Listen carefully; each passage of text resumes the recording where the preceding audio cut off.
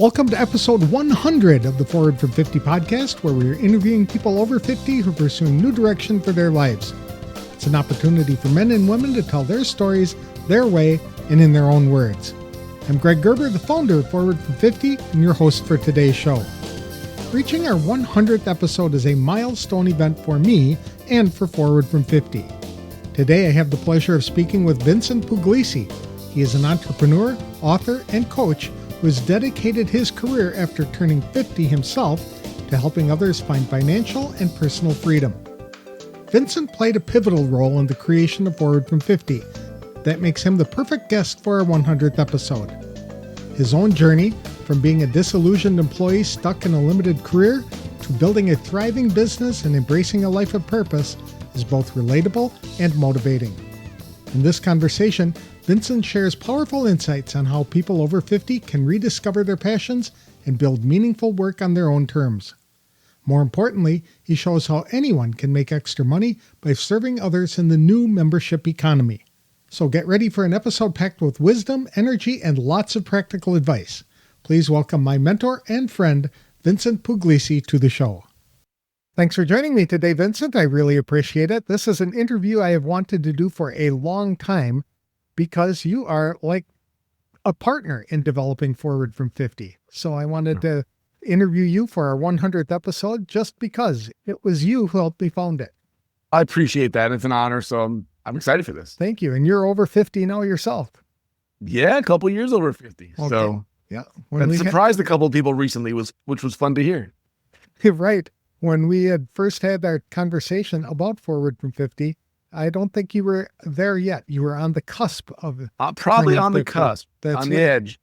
What I liked about our conversation when we had come up with the idea for Forward from 50 is you had taken notice that there was a problem in me. You could tell something I wasn't participating as I was in the past. I seemed to be a little bit depressed, and you were right. But then you took notice and encouraged me to take action. That's something that I think all people over 50 should be able to do, is to take interest, take notice, and take action. What do you think about that?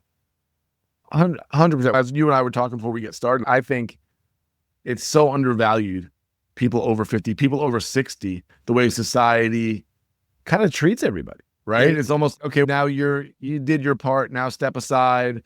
And I think about a friend of mine, Fred Klein, who's 85 years old, and we talk about connection, and he is just a master networker, and he's always connecting people together. He's always thinking of other people. He's creating new things. He has a networking chapter that he runs in New York City, and he brings all these people together. So many interesting ideas.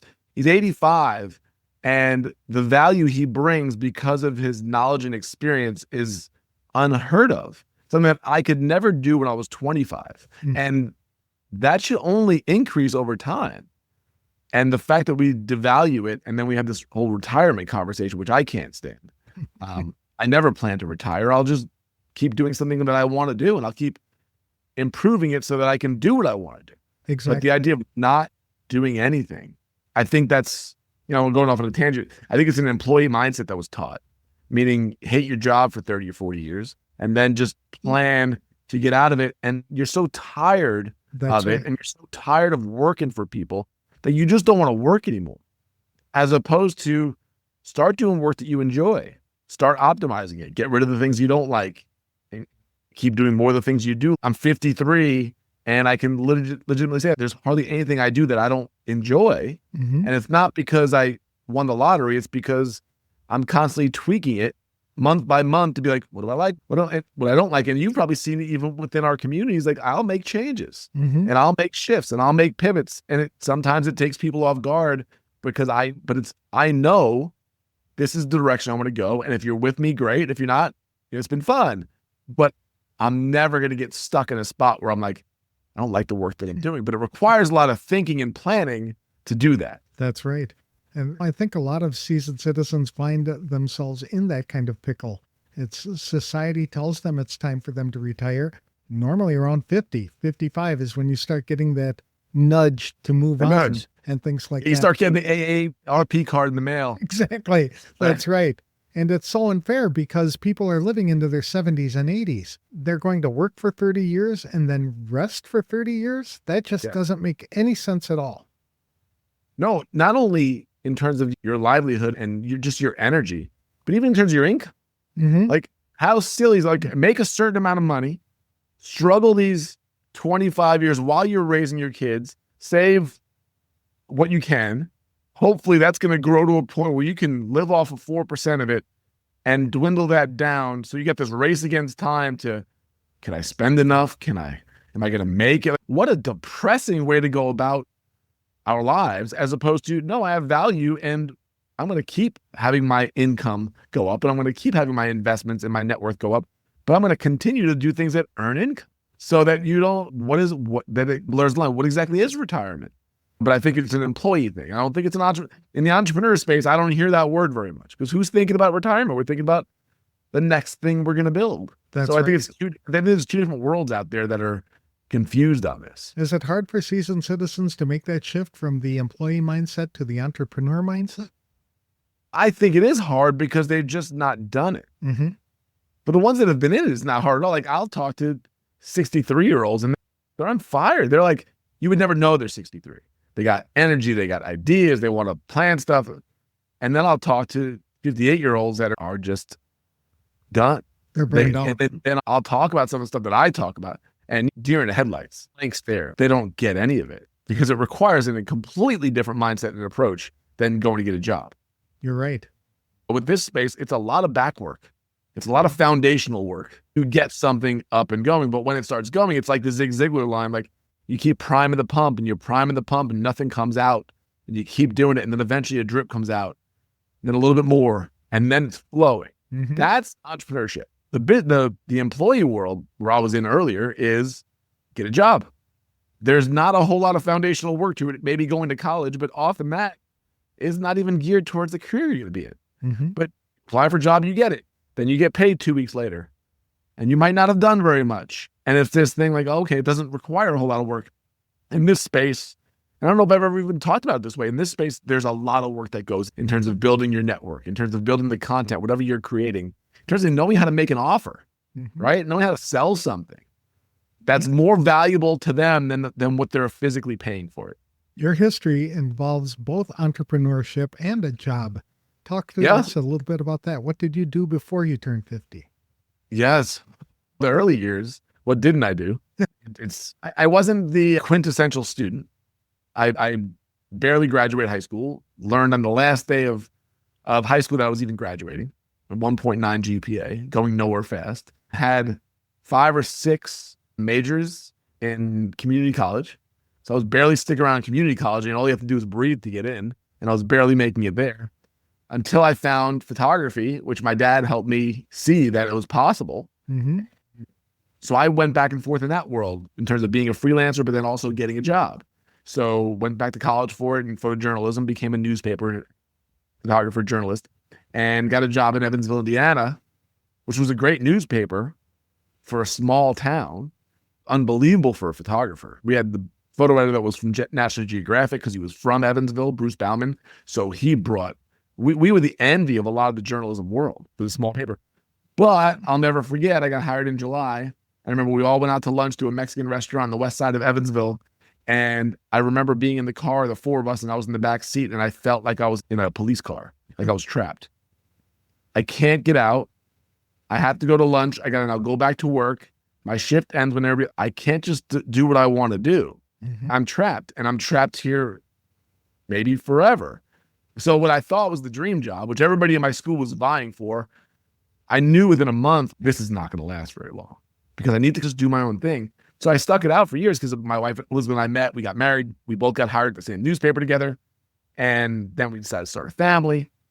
And now we're winning all these awards, top of our industry, but I'm making $32,000 a year. She's making $30,000 a year. And she wants to stay home with our son. And it was that moment where I was like, what's going on here? Because I need a raise. But I'm winning every award. I won International Sports Photographer of the Year, like international in little Evansville, Indiana, beat the LA Times in Sydney, Australia. I was first. They were second. So I go to my boss for my evaluation, this is where I'm going to get my pay increase. And I knew they were cutting, but we were top of the game. So I'm like, if I can get a 10% increase, that's all I wanted was 10%. If I get 10%, I'm going to get the $40,000. I'll be happy. Literally, that's where I was at. And I didn't even get that. My boss said to me, he goes, he praised me for everything. And then he says, took his glasses off, he rubbed his glasses, he said, but I can only give you 3%. And I was like, now I'm angry. And I never get angry with it.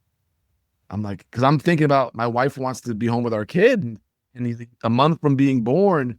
I can't support my family on this. And I looked at him, I said, 3% of your salary might be something, but I make nothing. 3% of nothing is nothing. I remember saying that to him. And he didn't get mad at me. He got it. But I walked out, and I swear, Greg, like that moment, I remember standing in the door frame and being like, it's over. Mm-hmm. I've been doing this for 10 years working towards this. I'm like, I can't do this. And I walked to my car, and I was supposed to be looking for a feature photograph. And I went home to just stew because I was so angry. And I called my dad, who had his own business. I used to work with him, for him, when I was a teenager, just doing odd jobs.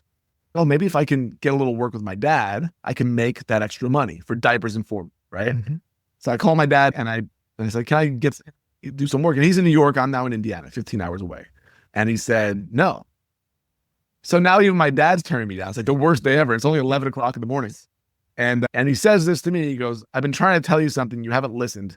He goes, maybe you're going to listen now. And so he got my attention. And I said, what? He goes, you have a skill, but you're not using it correctly. Mm-hmm. I don't think any one sentence has ever changed my life as much as that sentence did. And I was like, what do you mean? And I'm so curious now, and I'm so desperate. And he said, you become a really good photographer. He goes, you weren't when you started, but you've worked really hard. Now you're crushing it. You're winning all these awards. He goes, you could do anything you want. He goes, you could shoot sports for magazines. You could do weddings. You could do corporate. You can teach. You could do anything you want. And you're settling for $32,000 a year in benefits. That's right. At 32 years old, Mom, it's not fun to have your dad tell you that you're settling. Usually it's the opposite. You're trying to do too much, and your parents are like, slow down, Tiger, right? Slow down. Like, he's like, you're settling. You could be doing whatever you. So I got the phone with them on fire, and I was like, okay, I know we can make money doing weddings. So I started calling wedding photographers because I'm still in the employee mindset. I'm calling wedding photographers. Do you need anybody? I called 9 photographers in the phone book. Every one of them said no, even though they knew who I was from the newspaper. And 2 of them said, I don't want to train my competition. So I took the phone book, if you remember a phone book, and I threw it against the wall. And I said, you always say, if you can't beat them, join them. I said, if you can't join them, we're going to beat them. So I called Elizabeth, who was 8 months pregnant at the time. And I said, we're starting a business. That's not the best thing you want to tell your wife that's 8 months pregnant. And so what are we going to do? Like, we're going to do weddings. We're going to start, because I knew there was money in that. We were just too good to do weddings because we're journalists. Mm-hmm. That's the whole industry thought that way. So we started a wedding photography business like the next week. She went and shot one for free. So did I, blah, blah, blah. Next thing we knew, we made $1,500 from a wedding, which wasn't very much. But then we made $3,000 from a wedding within 2 weeks, 2 months. And I was like, wait a second. 20 weddings at $30,000 is exactly what the two of us are making together. 440 days a year. And we can make way more than that. And I'll work 20 days a year plus. So that's where it all, at that moment, I was unemployable from that moment on. But the problem was I couldn't quit the job yet because we weren't financially there yet. So I made a pact to Elizabeth. I said, we'll do this and we'll build the business up. And we had a plan. We'll build the business up. We'll pay down all of our debt, including our home, with the wedding money alone. We couldn't use a dime of that wedding money for anything else. Okay. So getting ourselves financially straight. We'll live off of my income from the newspaper. We did that for 2.5 years, paid off all of our debt, paid off our house, and then quit our jobs. And we shared a job at that point. So it was one job that we both shared. In April 2008, we quit and freedom happened. Mm-hmm. And literally, honestly, like it's one of those, like in the moment, went home that Monday, I was like, I could do whatever I want when I want. And I got to work 30 days a year out of the house. And now I can build. So I got lazy in some ways, in a good way. We had 2 little boys and we were out every day going to the park. It was unbelievably nice. But we built up a wedding photography business and a corporate business and a sports business that worked when we want. But that went on for 10 years, raising our kids until I started having, maybe a little bit less than that, having a bug of, I want something different. And that's when I started going into the world of teaching and coaching. That was about 10 years ago. And that's, I don't want to give a whole history of it, but that's where it came into where the next phase of my career started. That's a great story, Vincent. And I think it talks about something that a lot of us face, maybe not in your generation, but certainly in my generation. It's that work ethic, that baby boomer work ethic that we were taught. You go find a job, you commit to that job, and you work for an employer. They're going to take good care of you. You're going to be able to retire and then enjoy life. And it isn't that way at all anymore. It's just, you talked about your 3% raise. I hear that all the time from people who are still working. It's like, I'm doing everything that I was told to do, to deliver, over deliver, go above and beyond. And more. I still get a 3% raise. Happened to me as a journalist as well. And it was just, what do you do? We've been lied to. We've been lied to, and we've also accepted it. Right.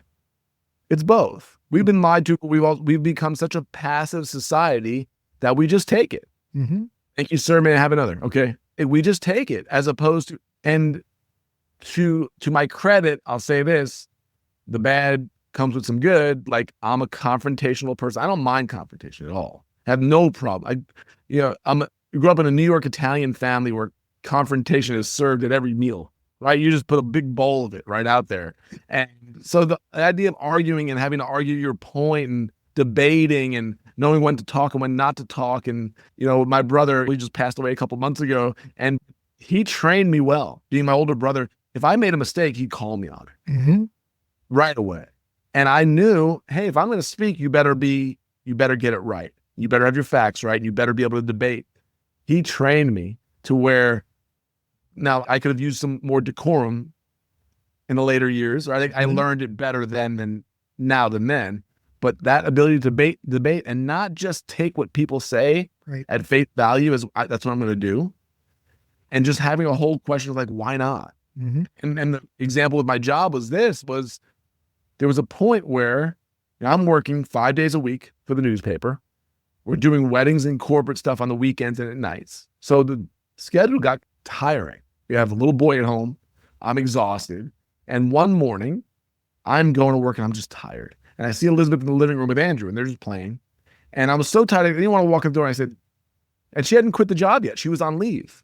And we had the same position. I looked at her, I said, oh, you should go to work for me today. As a joke, because she could she's better than I am. She still works there. And she was like, I'd go in for a day. I'd go in for a day or two a week. Like, all of a sudden, within 2 minutes. And of course, like, thinking outside the box. Why not? I was like, huh. So I drove into work and I went to my managing editor. I said, can I have a conversation with you in HR? And we set up a meeting. We went downstairs and I was like, can we job share? And they were both like, what do you mean? I said, well, Elizabeth and I both have full-time jobs here. She's on leave. Would it be possible for us to leave one of the jobs and share the other one? Meaning, I work 4 days a week, she works 1, or I work 3 days a week, she works 2. Same salary, don't need anything else, same benefits, but we'll share it.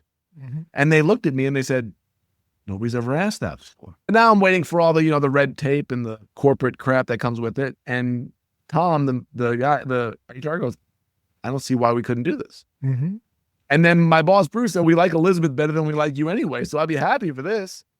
Look at her 2 days a week and get rid of you 2 days a week because I'm a pain. And I was like, I've never been so happy to be insulted in my life, so let's do it. So we did that. So we changed a little bit of the rules. So now, at that moment, I'm working 3 days a week. She's going in 2 days. I'm home 4, and I'm able to work on the business. So Andrew's sleeping half the day. He's a little baby. So I play with him and feed him, and then I go to work. And I start working on the business because I didn't have time to work on the business before. Because that's a problem a lot of times. You're working 5 days a week. So that was the loophole that we built. And then that helped build the business to where we eventually left. And they knew we were leaving altogether. Like they could see the way our business was growing, that they were just like, it's just a matter of time before they go. But you have to somewhat become unemployable. Like, your mindset is, I'm not going to be stopped. And I think a lot of people don't have that mindset. They're like, I'm going to keep going back to the job. And you're never going to make it that way. The other thing I like about your story is that, if I recall, you had wanted to go into sports early on as a child. You felt called into sports. You loved sports and things like that. And somebody told you didn't have to play sports to be able to be in sports. And that's when you became a photographer and news photographer. Yeah, because I was like, I would watch it. I was always fascinated by it. I was fascinated by stadiums, which I get to incorporate in my business today. I wanted to travel to all of them, and I watched them alone. And that's a good sign. If you like something so much that you're willing to even watch alone. Like I didn't need, my parents didn't care. My brother didn't care. Sports kept me company a lot when I was a kid, sports and music. And then I'm 5'9.5" and slow as molasses. I'm never going to be a professional athlete, even though I love the whole scene of it.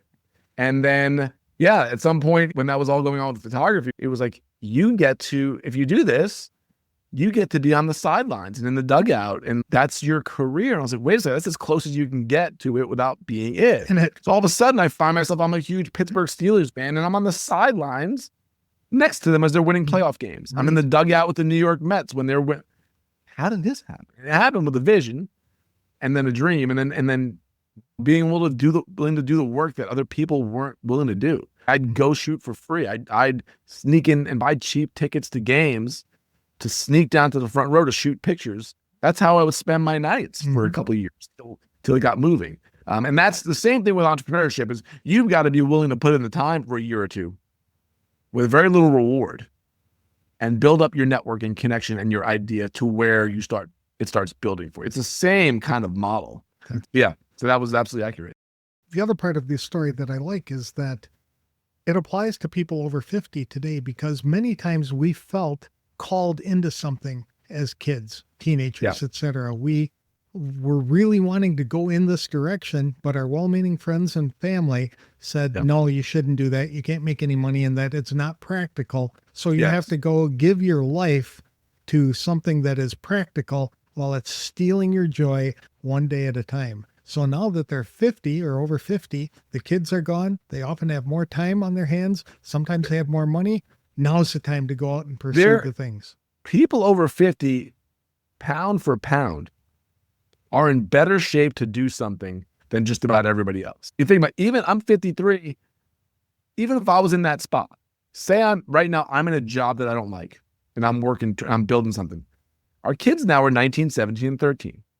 They're building their own lives. You know what it's like to have small kids, 7, 3, and 1. There's so little time, so little energy. That's a hard time to build it. Imagine you're 55 years old, you're 60, you're empty nester now. Maybe you don't have all the time in the world. Maybe you're still working full time, but you can build something. Or you can maybe take a step back and go full time to part time a little bit, because that's what we considered before we did the job sharing. I'll lose the benefits to work 2 to 3 days a week instead of 5 days a week so I could build the business. It requires creativity. It requires a drive of, I want to do something and I'm not going to be stopped at it. And it's my biggest challenge in coaching is people that go, they just offered me a bonus if I stick around till January. Like, they're the ones that will never get it. Like Chad Jeffers, who I hope you met at the Unconference. Chad's the guitar player for Carrie Underwood. And one of the best stories ever was he's 18 years old. He wants to go into music, and his dad was a musician that had a full-time job at a factory. And so his advice to Chad was, if you really want to make it in music, do not get a job with benefits. That's right.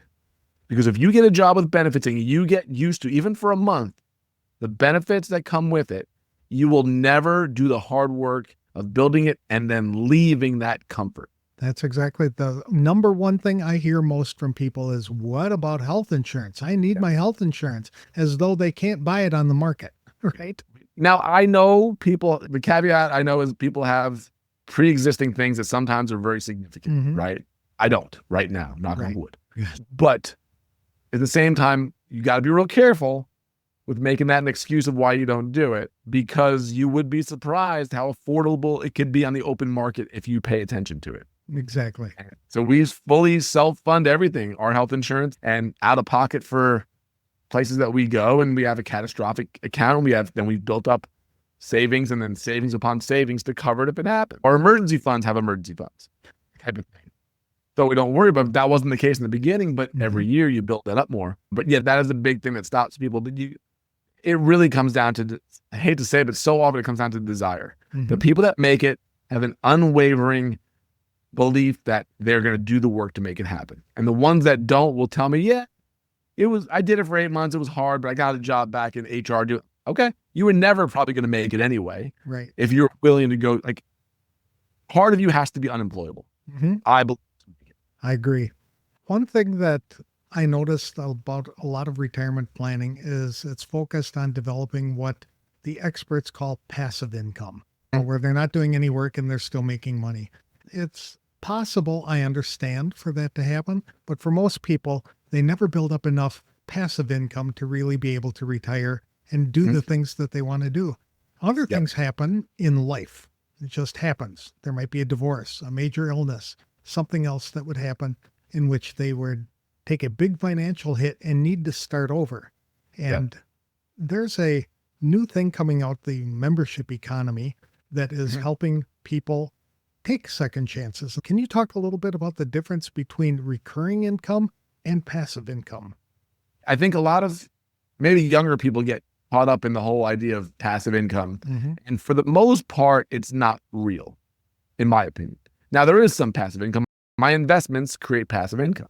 We've been investing in a solo 401k, a Roth IRA, your different investments that you do, right? Right. They build up to where if you get that $500,000, $1 million, $5 million, whatever it is, and it's earning 7 to 8%, they have the whole thing of the 4% rule. Once you can live off of 4% of what your money is making you, you're essentially free. And we build towards that. We build wealth, but we don't rely on that now. We want that. I don't want to touch that stuff. I want that to keep building. What I'm in the space of over the last decade has been more recurring revenue, meaning the difference between trading your time for money and creating something that creates more recurring, consistent monthly or annual income. And the membership economy, which is a book that we just read in our group, right? We have a group called Membership Freedom, and it's helping people create, build, and grow their own memberships.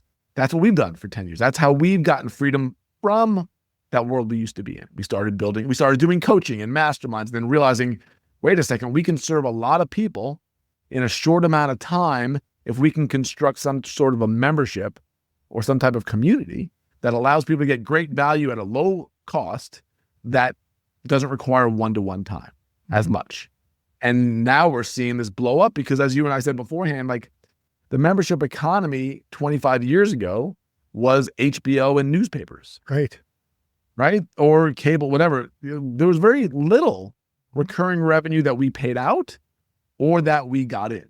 And then little by little, things started changing. Adobe, instead of selling Photoshop for $600, it's now a recurring $19 a month. And it goes on as long as you want it to go on. You can cancel anytime, but then you don't get to use the product. And Adobe started doing that, and they got pushback for that. But you look everywhere you go. When you start paying attention, you see it everywhere. You go into Panera Bread, and they've got $9 coffee membership, right? $9 monthly membership, and you can come in and fill up coffee whenever you want. Sounds ridiculous for them to do that until you realize people don't use as much as you might think. The overhead on the coffee is very little, and they're probably going to come in and get a salad or a sample, right? Sports, right? Which is one that I use a lot. It's such a fascinating thing. My entire childhood, when you go to a game, and that'd be cool to have season tickets to the Mets, right? Season tickets. And all of a sudden, I went to a Tampa Bay Rays game with my boys about 5 years ago, and I looked up at the scoreboard and it said, season memberships available. And it really just knocked my socks off because I've been doing memberships, but we weren't really focusing on it in terms of teaching it. I was like, season membership. So I look into it, and they don't say season tickets anymore. Instead of tickets, which is a product, memberships is a community. Mean when you season membership means you get tickets to the games, you get access to different areas of the stadium, you get to meet the players, you get to get autographed, you become members. And that's the membership economy of, when you can start creating members and you deliver for them and they invest by paying monthly or annually, like the Tampa Bay Rays can sign the next free agent because they have a lot of seasoned members as opposed to one-off ticket sales. It really hit me. About a year or two later, I took one of my kids to a Tampa Bay Buccaneers game. And this was really eye-opening to me. He hadn't been to a game before. And so I'm going to get good seats. I got club seats. It's got like a restaurant and the big windows and at the end of the game, there's all this traffic. And I'm like, hey, let's just stick around. We'll watch the late games on TV because they have all these TVs. We get something to eat, let the traffic clear out. And as that was happening, I looked down through the windows to the field after the game, And there were kids and their parents playing football on the field of Raymond James Stadium. That's like the cool. So immediately I'm like, I'm going to take Dylan down to go on the field. And then so I asked the security guy, I said, what's going on down there? He goes, oh, those are for season members. And I was like, how didn't I know that? Like, they're not going to let 58,000 people on the field. Right. You're going to let a select group of members at a different level fulfill a childhood dream of playing football in an NFL stadium. So I went home that night and my mind was spinning. And of course, first thing in the morning, I look up like, what's in a Buccaneers season membership? You get to play on the field. You get to meet the players. You get to go to the draft party. You get a discount on tickets, merchandise, food, parking. They make you feel like, and that's when it hit me. I'm like, so many businesses could be incorporating this or can just create it as a business. You saw Deborah, who's a part of our group, Deborah Mobes. She has a murder mystery quilting membership. People go, oh, my idea is too niched. Murder mystery quilting. And she has 3,200 people paying her $100 a year for it. That's a nice income. Yes, Great. for a membership that she has complete control over time, and she has fractional income, meaning when you're in a job and one person fires you, you're out 100% of your income. Exactly. That's right. She has one person fire her. Does it make a difference?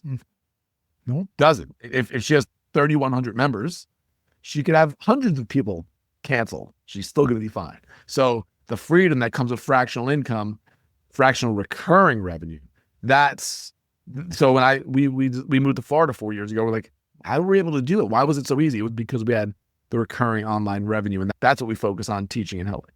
That's exactly right. And the thing that I like about it is that people may believe they have to have this big following in order to make it successful.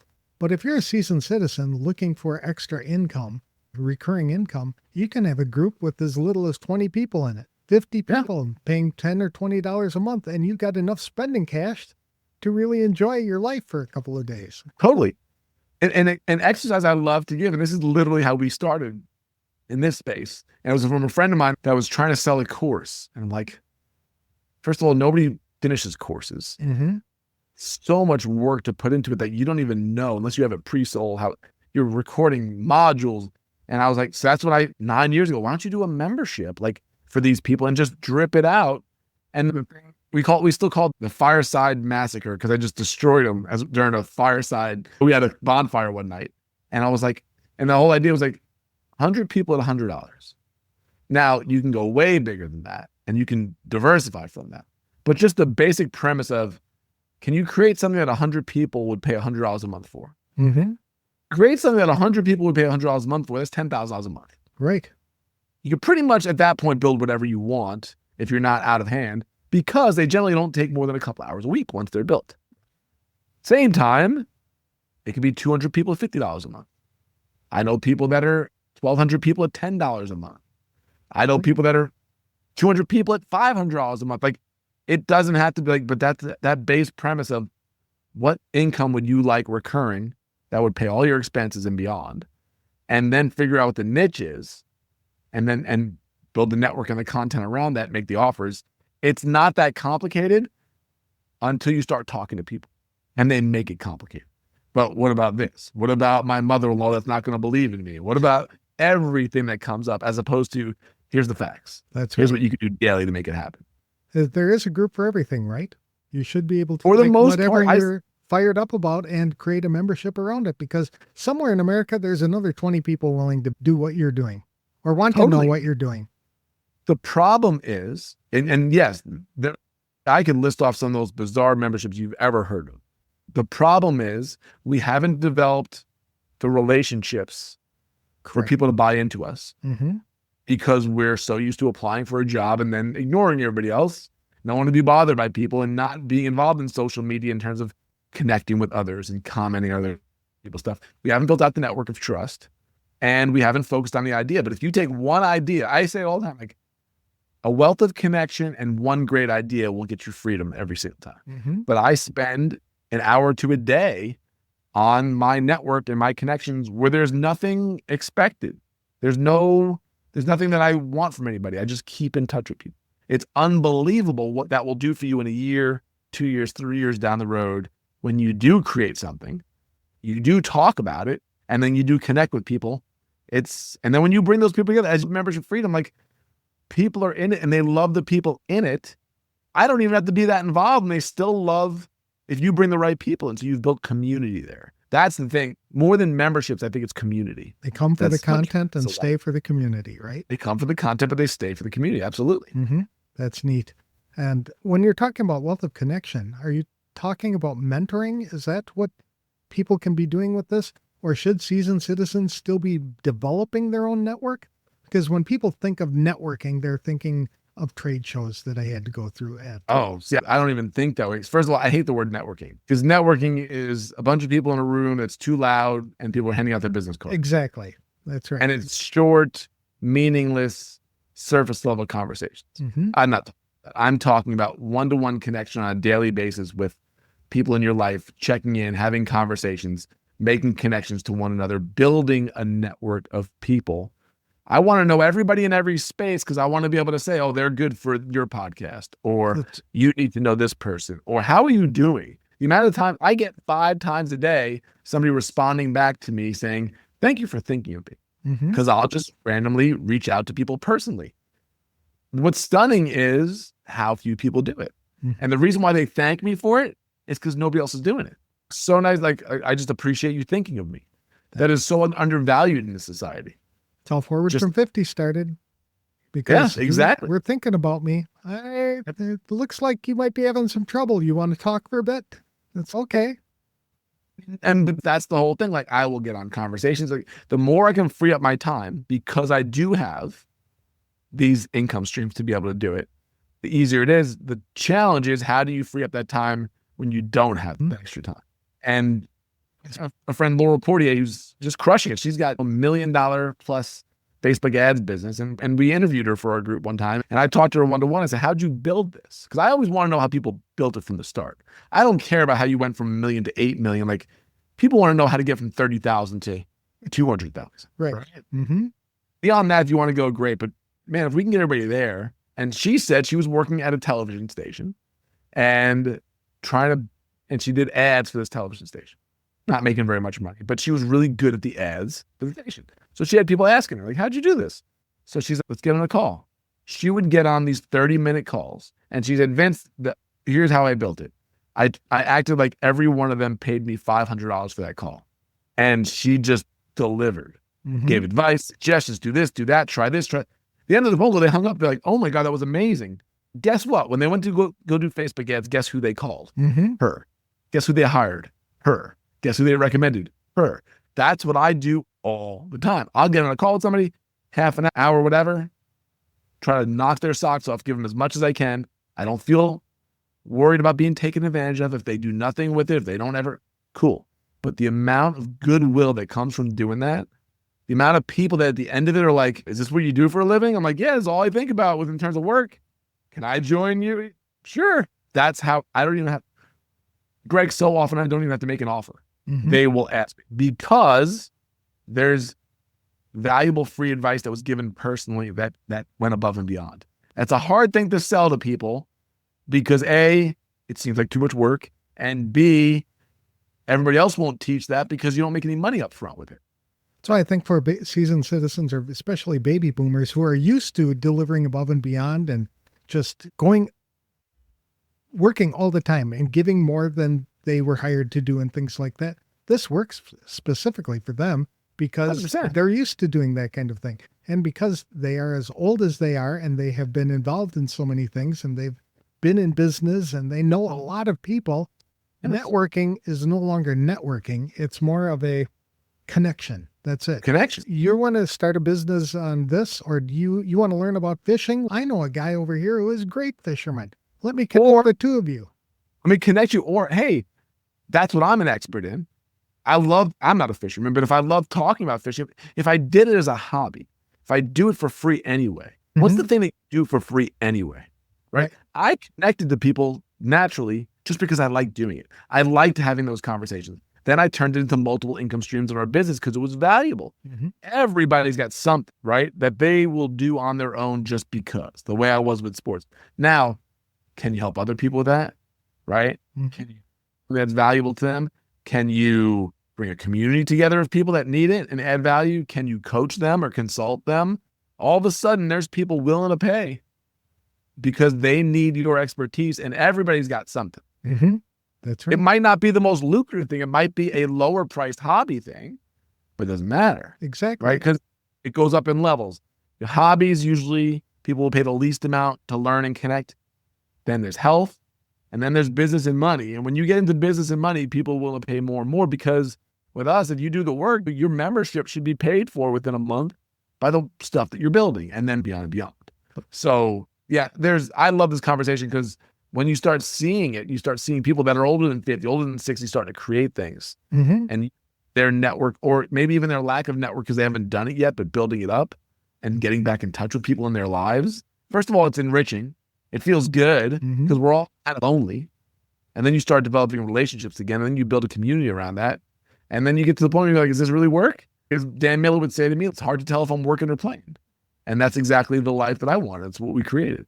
And it doesn't have to be big and grand, like you had suggested. No. Some of these people who have thousands of followers or members of their group, etc., just because you're passionate about it, say gardening or whatever it is. 100%. People in your community who want to learn how to have plants and not kill them. Like I came. And not kill them. Yeah. And you would be able to develop a community around that. And people would pay you for your advice. What I will say is that it usually starts with some form of coaching, even if it's free. Because if I coach somebody one-on-one, even if I do it for free for a month with a couple of different people, I'm learning how to coach better. Mm-hmm. Here's the other thing. The questions they ask me is stuff that I can create content on social media. So now I build a following around answering these questions. Now other people start following me. Now I connect with them. I do a little more coaching. Now all of a sudden I start answering the same question over and over again. Now, is what happened to us. Instead of talking 1-to-1, I can answer these same questions 1-to-20, right? 1-to-100, 1-to-1,000, because these people have the same struggles. Mm-hmm. And then you could bring those people together and they start helping each other out with things. Try this, you sit back and you go, I'm at the pool all day and they're all connected with each other and I'm getting paid for it all. Mm-hmm. That's a great point. Absolutely. Yeah. That's a good And then you start taking that content and you could turn it into other things. You could turn it into a course or a book, a lead magnet, or an event. It's unlimited in terms of what can be built from it. If you could turn the clock back at all, is there anything you do differently? No, the only thing I'd turn back, I'd go back to my brother a couple months ago and I'd ask him to get checked. This is the saddest thing that's happened to me, because my brother just overnight passed away. Mm-hmm. And that's at the top of my mind, is because the kids are hurting from it. Our kids, they loved him. And I'm like, man, if there's something that could have been done, because he just didn't wake up one day. Okay. And yeah, nothing work-wise, nothing because I love all the mistakes in business. Bad choices make great stories. I don't regret any of that stuff. That's the only one thing. Like, man, if I could inform him that something bad can happen, is going to happen, and maybe we can change something. Almost Back to the Future, like take the DeLorean and go back and see if we can correct something that's about to go terribly wrong. Get him the medical help that he may need, or whatever the case. Tell him to get it checked out. We all know people who've done that. Exactly. That's the only thing that comes to my mind. Okay. Do you have any advice for people over 50 who may be struggling with finding something to bring meaning and joy to their life, where to start and how to go about it? Yeah. Hopefully what we just talked about is the answer. Mm-hmm. But I would say dig into something that you love doing anyway. Do it, but make connections around it. If it is gardening, jump into other gardening groups and connect with people. Just read about the things that are in your niche, like connect with the people that are in that space, and be generous and helpful. Don't get taken advantage of, right? That's the problem. Generosity comes with boundaries. I say all the time, generosity is on my terms, not on your terms. You don't get to decide to me when I'm going to be generous. People get taken advantage of with that. But the more helpful you could be in a space of an area that you love doing anyway, that's the backstory to almost every success story in this space. They could be making ridiculous amounts of money, but when I ask them about the beginning, it always comes down to this. They just love doing it anyway. Mm-hmm. They saw an idea. They connected with like-minded people in that space. They created around that space. And then they came up with something that people could value. That's really the path. It's so simple, it's ridiculous. That's why people don't believe it, because it is simple. But one of my favorite lines this year is, the most complex thing that you can do is to be simple. everybody makes it so complicated. Do I need CRM for this? Do I need to be doing, should I be running ads? I'm just telling you how simple it is and what I do on a daily basis for an hour or two, and it's all I have to do. Yeah. But my goodness, the amount of people that will not just do that. And it's almost, as I use a lot of sports analogies, the Giants, New York Giants won the Super Bowl back when I was a kid, mid-'80s. And Bill Parcells, who's the coach, goes, it's not that complicated. We've got the same 10 plays. We just run them better than everybody else. Mm-hmm. And they can't stop us. And that was and I still remember at 14 years old hearing that, like, I looked at it, it is the same plays, but they're so good at those plays. Mm-hmm. And they do little variations of those plays that they just dominated. And it's the same way. If you can be great at creating content around your niche, if you could be a master at making connections within the space and growing that, and if you can study those two things and figure out what offers you can make, and, oh my goodness, make those offers on a consistent basis. Life will be different. Yep. Life will be different and more fun. You have written 2 books that may be helpful in assisting seasoned citizens in getting out of a rut that they might find themselves in, or opening their minds to embracing new approaches to the problems that they've got, or their income, or even purpose to their life. Talk about those 2 books. Yeah, one is called Freelance to Freedom. I wrote that in 2016, 2017. It was published in early 2018. It was basically our journey. Mm-hmm. The first half, like some of the stories I told earlier, is in the beginning of that book. The first half was our journey, and the second half were steps on how you could do it. And then the second book is not ironically called The Wealth of Connection, because I basically say in the beginning of the book, I'm not good at most things in business. There's so many things that people say, this is what you need to do. I don't do any of them. What we were always really good at was connection. And that's what built everything we've ever done. And so the nuances between that and how you can become a wealth of connection. I give that, by the way, I give the audio to that all the way for free. So I will give that to you. If any of your audience wants it, I'll send you the link. Where can they get that? I'll send you the link for it. Yeah. Okay. You want to share it? It's on our website. Okay. They can go to mymembershipfreedom.com and the link is there. Or I can send you the link if you want to put in the show notes here at all. We'll do both. The next and final question was, how can people connect with you? If you've intrigued them enough to want to know more about starting a membership or just developing a different way of looking at income, how could they connect with you? I would encourage them to download the Wealth of Connection. I think it could really make them see a lot of this. It's free. Our website's mymembershipfreedom.com. There's actually a quiz on there now if a membership is right for you. So it's a fun little quiz to take to see how you grade if you're in line to do this. And then Facebook and LinkedIn are the 2 places that I'm most active on causing trouble. Thank you very much, Vincent, for talking to me today. It's been wonderful. I love what you say. I love what you're doing. You're setting a great example for the rest of us, and I wish you the best of luck going forward. Thanks for having me. It was an honor being the 100th guest, and wishing you 100 more of amazing conversations. Absolutely. What an incredible conversation with Vincent Pugliese. He has been an instrumental influence in my life, and I'm honored to count him as one of my friends. Vincent's journey from living a life of frustration and financial limitation to enjoying a life of freedom and fulfillment is a testament to the power of mindset, taking action, and leveraging meaningful connections. One of the biggest takeaways from today's discussion is that people over 50 are in an ideal position to create something new, whether it's a business, a community, or simply a life more aligned with their passions. Vincent's advice to focus on connection, embrace creativity, and shift away from scarcity mindset is truly invaluable. At Forward from 50, we've been saying since our founding that any hobby or activity can become a life purpose when it helps someone else. You don't have to make money to have purpose, just the desire to serve others by utilizing your natural talent, learned skills, and unique life experiences. But for a variety of reasons, some seasoned citizens find themselves in an unfortunate financial situation, especially when they have to start over from a major illness, divorce, lost jobs, or other unexpected events. Fortunately, Vincent described ways people can develop recurring income by creating a membership business serving a few dozen people to literally serving thousands. If today's episode inspired you, you'll want to be sure to check out Vincent's 2 books. Freelance to Freedom lays out his personal journey and provides a roadmap for breaking free from financial constraints imposed by others. The Wealth of Connection explores the essential role that relationships play in business and in life. He's also offering a free audio version of the Wealth of Connection book, which you can find at www.mymembershipfreedom.com. There's also a quiz to see if building a membership business is right for you. Both of Vincent's books are available on Amazon as well. People can connect with Vincent on Facebook and LinkedIn, where he actively shares insights and engages with those looking to build lives of purpose and freedom. If they wish, people may apply to join Vincent's Total Membership Freedom community at www.mymembershipfreedom.com. Thank you so much for tuning into this milestone 100th episode of the Forward from 50 podcast. If you enjoyed this conversation, please share it with a friend who might need encouragement. As always, keep moving forward with purpose and passion.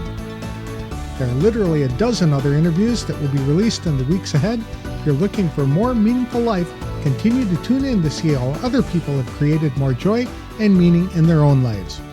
Thanks for listening, and if you like these interviews, please consider leaving a review wherever you download the episodes.